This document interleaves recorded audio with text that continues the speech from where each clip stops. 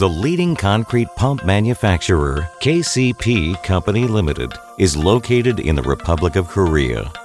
Complete range and diversity sizes of the machine has been fulfilled the customer's demands of the world market. KCP products are now great popularity around the world thanks to introduction of the emerging technologies with high global standards. And now, 80% of KCP products are exporting to more than 60 countries all over the world. Main advantages and uniqueness of the KCP Company Limited is large model range of concrete mobile pumps with vertical reach out as small as 18 to the longest as 75 meters. Excellent quality, ease maintenance. Installation and attaching chassis with upper units are allowed at any location. High fuel efficiency up to 20%. Simple hydraulic system. Most of spare parts are compatible and replaceable with many other manufacturers. Competitive cost. All equipment are available in the stock. Call for update. Availability of prompt response and delivery to oversee. Model KCP 61ZX6170. Serial number 013. Vertical reach 61 meter. Number of sections 6. Boom type ZX. Maximum output 170 cubic meter per hour. Truck Mercedes-Benz Acros 4141.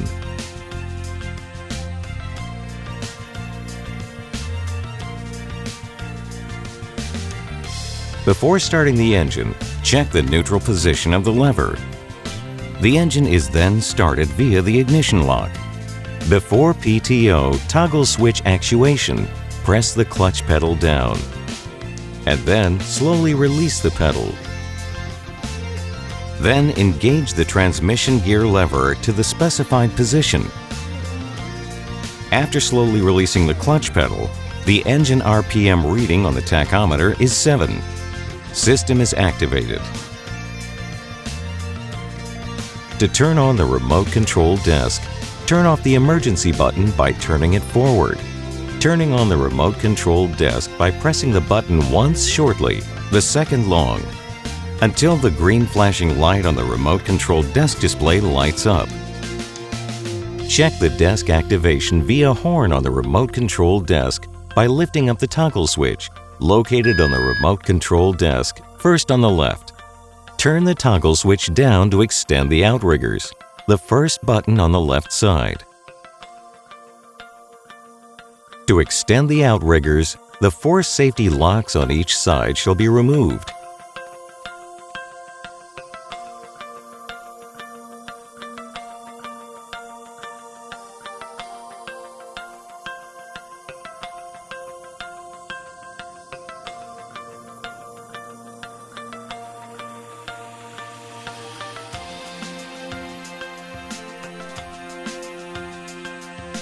First, extend the front outrigger, then the rear outrigger. To open the front outrigger, press the green button and simultaneously pull the third lever on the left upwards.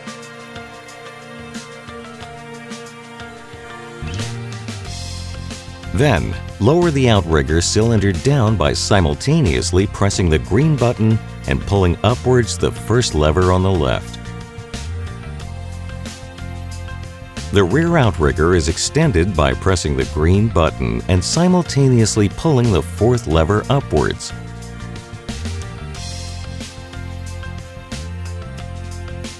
The rear outrigger cylinder is lowered by pressing the green button and pulling the second lever upwards.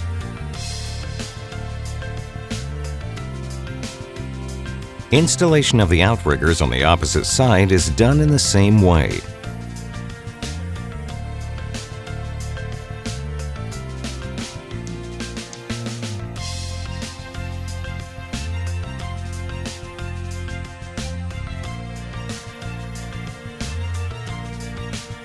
Position of the chassis front must be at least 5 centimeters off the ground. The rear part of the machine can touch the ground for even concrete blowing. Check the position of the machine through the level gauge. After the outrigger's installation, reset the toggle switch that was lowered down and proceed to raising the boom. The boom is extended using joystick on the remote control desk. The first boom stage is raised using right joystick up to the end.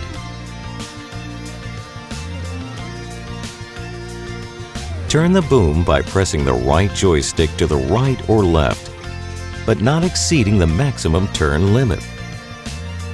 The second and third stages are raised simultaneously by turning the right joystick to the right and then immediately lower the central joystick.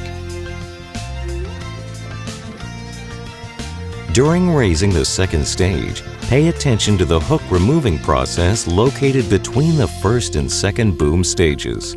Next, extend the fourth stage by deflecting the central joystick to the left.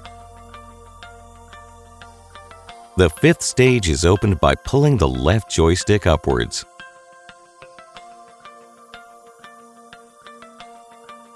The usage of the sixth boom stage is done using left joystick by deflecting it to the right. Boom is positioned arc-wise, pointing to the workplace.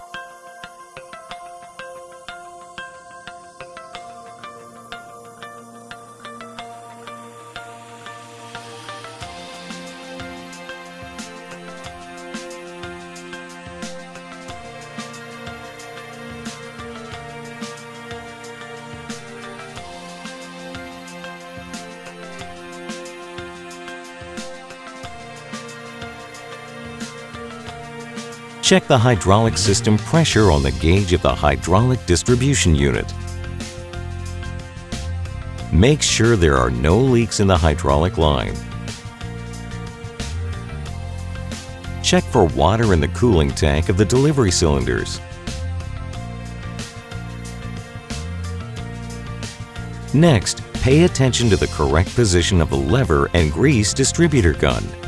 Check the automatic lubrication system in the hopper.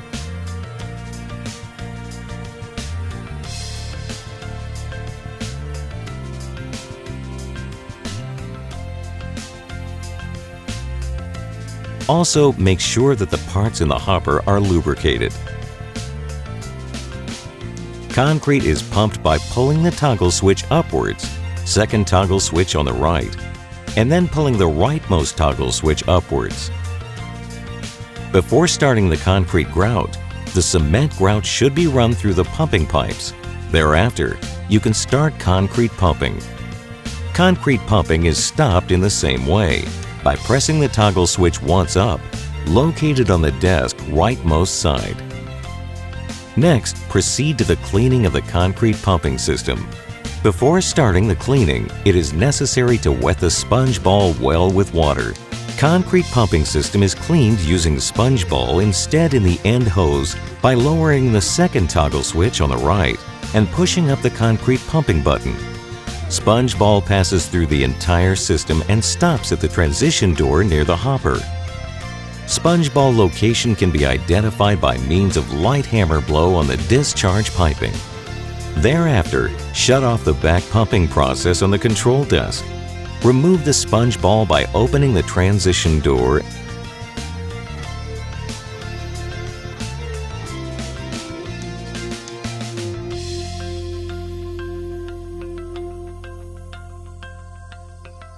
and flush the hopper system with water using a hose connected to the water pump. Note that the outrigger must be filled with water, at least in half. Lack of average amount of water and the pumping for more than 5 seconds without water may cause failure of the water pump. After concrete pumping system cleaning, it is necessary to manually lubricate the grease distributor using greasing equipment.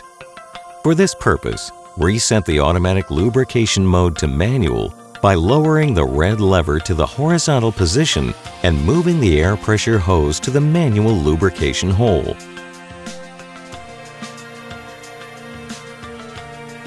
Then proceed to the manual lubrication process by means of grease gun.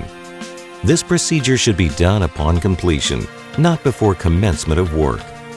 During this time, the concrete may harden in the grease distributor tubes, resulting in lack of grease penetration into the hopper and failure of spare parts. including seal housing assembly. After cleaning the entire system, proceed to boom retraction to its beginning position. The sixth stage is aligned with the fifth section by deflecting the left joystick to the left. Return the fifth stage by lowering the left joystick down.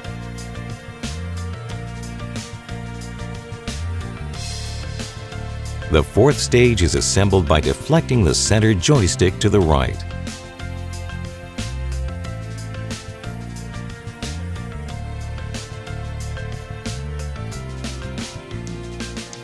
The third and second stages are assembled simultaneously.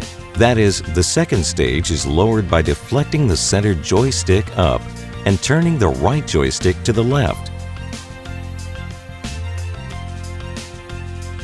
The boom rotation is done with the right joystick by deflecting it to the right.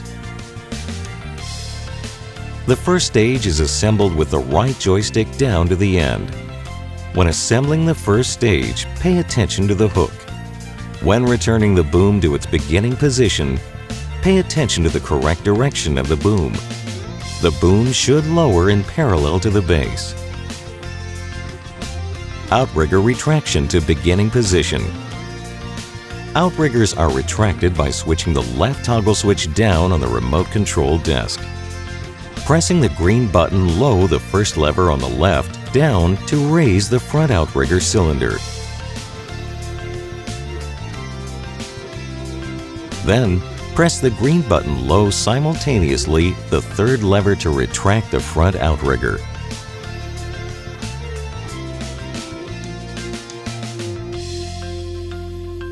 Next, retract the rear outrigger by pressing the green button and simultaneously lowering the second lever to raise the rear outrigger cylinder. Retract the rear outrigger by pressing the green button and simultaneously using the fourth lever down.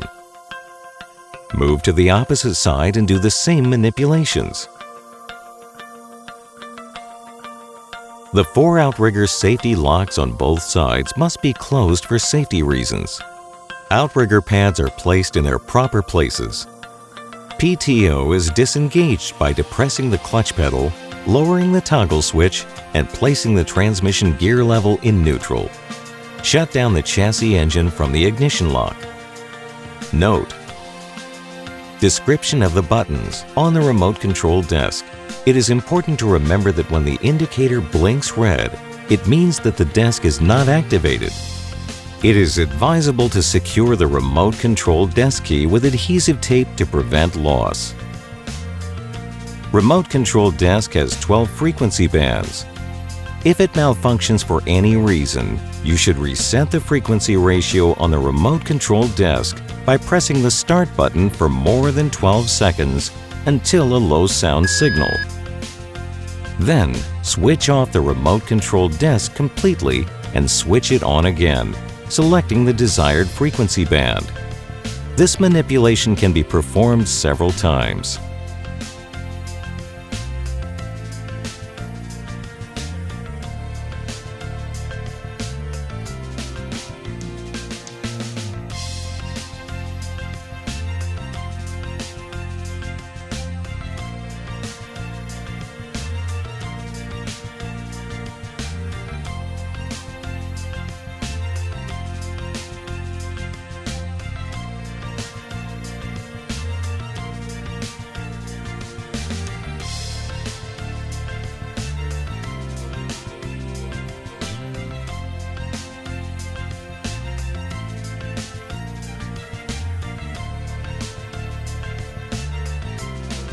Control panel description.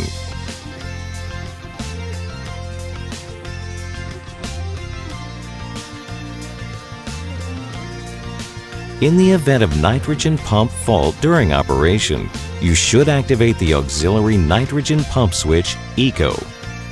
In such a case, the boom pump will perform the function of the nitrogen pump in addition to its function. Upon completion of work, replace the nitrogen pump with a new one and deactivate this function. Toggle switches on the control panel are used in the event of remote control desk fault. Emergency buttons. There are 7 emergency buttons in total.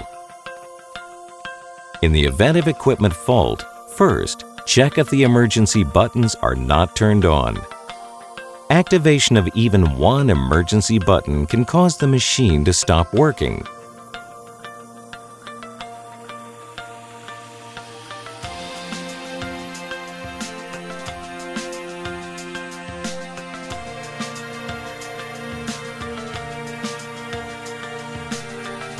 Manual boom control. Extension of the first boom stage.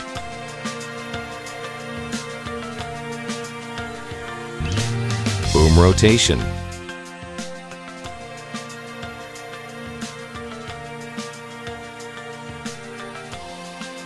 Extension of the second boom stage. Extension of the third boom stage.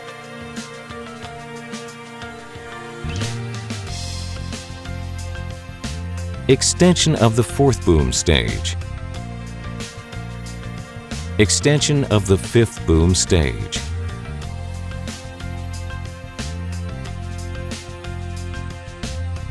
Extension of the sixth boom stage.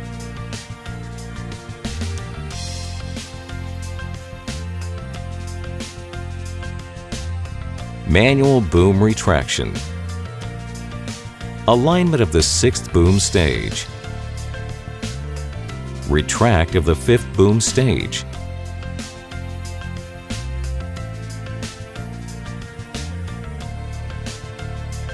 Retract of the fourth boom stage.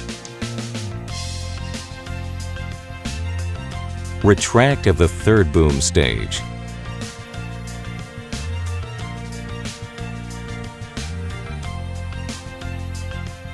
Retract of the second boom stage.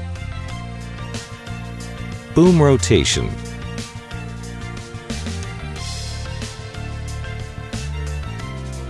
Retract of the first section to its beginning position.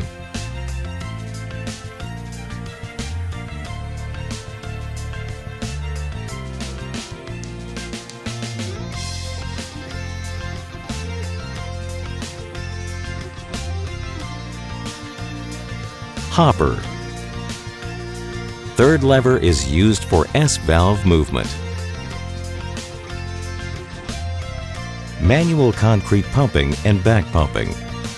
In the event of control desk fault, as well as the pumping and back pumping toggle switch located on the control desk, we use solenoid valves. Pumping process is done by turning on a single solenoid valve, and back pumping process by simultaneous activation of 2 solenoid valves. Filters. The main filter is on the base on the passenger side. The main filter is replaced by opening the housing using 17mm wrench. In order to prevent contamination from entering the hydraulic system, filter must be removed together with its housing. Before installing the new main filter, the housing must be thoroughly rinsed and dried. Hydraulic oil tank is located on the driver's side. It is important to check regularly that there is an adequate supply of hydraulic oil in the tank. Boom filter is opened using 30mm wrench. When replacing the filter, clean the inside of the housing from used oil. Clean it thoroughly and pour a certain amount of hydraulic oil into the housing before installing the new filter. When closing the housing, make sure that the rubber seal is in its original position. Nitrogen pump is used to enhance the hydraulic supply. Lack or deficiency of nitrogen in the nitrogen pump is checked via barometer located on the distribution unit. In operating condition, the nitrogen pressure is kept at 190 bar. When pumping, it drops from 190 to 150 bar. If pressure is below 150, it is necessary to promptly refill, and there is a nameplate with an indication of model, serial number of the equipment, date of manufacture, and basic technical data on the frame of each concrete pump. Safety rules.